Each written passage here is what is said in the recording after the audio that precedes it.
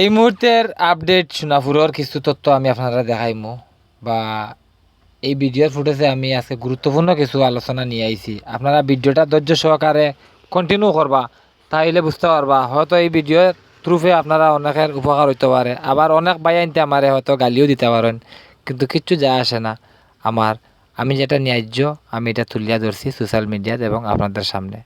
তো আজকের বিষয়টা হয়েছে এইটাই যাত্রা পারা, এটাই লগিয়া বুগদা, সোনাপুর বুগদা।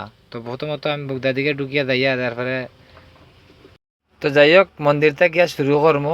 বুগদা ফাইরে আইলাম তো যাত্রা পারা মন্দির। এই মন্দিরটা খুবই ভালো, খুবই গরম মন্দির। আমাদের সব ধর্মের ভাইয়ানরা এই মন্দির থেকে আশীর্বাদ নেই। তো এই মন্দিরের সাইডে অনেক গাড়িগুলা দেখা যায় অটোমেটিক খারাপ হয় আবার ঠিক হয়ে যায়। সারা রাত খারাপ হইয়া তাকে ব্রেকডাউন হইয়া গাড়ি সকালে দেখা যায় মেকানিক ছাড়া অটোমেটিক ঠিক হয়। তো যাই হোক, এটা আপনারা অনেকে জানা আছে সোনাপুর মন্দিরের তথ্য। তো এই রাস্তাগুলো কোন দিন এমন খারাপ আসলো, অনেক গাড়িগুলা দেখা যায় কিতা বালা বালা গাড়ি এই হাফের মধ্যে ব্রেকডাউন হয়ে গেছে, অটোমেটিক গাড়ি খারাপ হয়ে যায়। আবার অটোমেটিক গাড়ি ঠিকও হয়, আমি যেটা জানি এটা অটোমেটিক গাড়ি আবার ঠিকও হয়ে যায়, মেকানিক লাগে না। অনেক গাড়িগুলা দেখা যায় কেন ইয়া খারাপ হয়ে যায় আবার ঠিকও হয়, কিন্তু এটা যাই হোক একটা গইবির এই মন্দিরের খাজানা। তো মাতই লোকে দেখক আপনারা সবাই জানেন যে রাস্তাত কাজ চলে।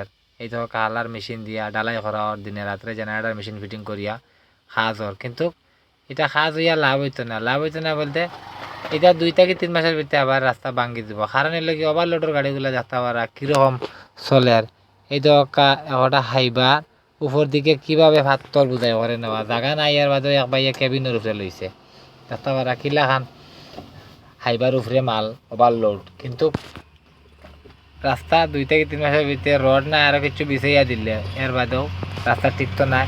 এইটা ওভারলোডের গাড়িয়ে টার্নিংয়ের সময় রাস্তার মুসরাইলায় আপনারা দেখতে পারা কিলান ওভারলোড গাড়ি চলে, কিন্তু আন্ডারলোড চললে এই যেগুলা কাজ করিয়া যার এটা জীবনেও রাস্তা কিচ্ছু হইতো না, গ্যারেন্টি দিয়ে আমি কইয়ার।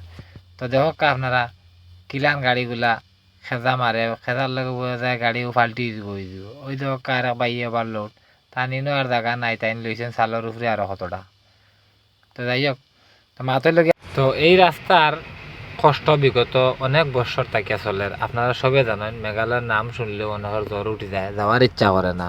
এবং কি পেশেন্ট পার্টিও ত্রিপুরা কয়েন, আসাম কয়েন, আগরতলা কয়েন থাকি যদি মিগ্রেন মিগ্রেন একটা নামি দামি হসপিটাল আবার লাগিয়ে তারার কোনো পেশেন্ট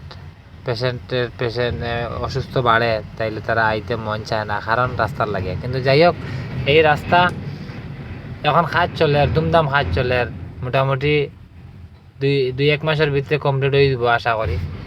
কিন্তু ওইও লাভ হইতো না, কারণ লোকে আপনারা জানেন এই যে ওভারলোডের গাড়িগুলা চলে, এই গাড়িগুলা রড বিছাইয়া দিয়া যদি ডালাই দেন এরপরও কাম হইতো না। কারণ হয়েছে গিয়া এগুলা যেতে পারা একদম দাগ বাই দিছে, চাকার দাগ বই যেতেছে দেখক আপনারা রাস্তার মধ্যে। এগুলা গাড়ি ওভারলোড গাড়িগুলা চলে যায়, এইগুলা গাড়িয়ে রাস্তাটা ভাঙবো। এই যে দেখক কীভাবে ওভারলোড গাড়ির মাঝে বুঝাই করা।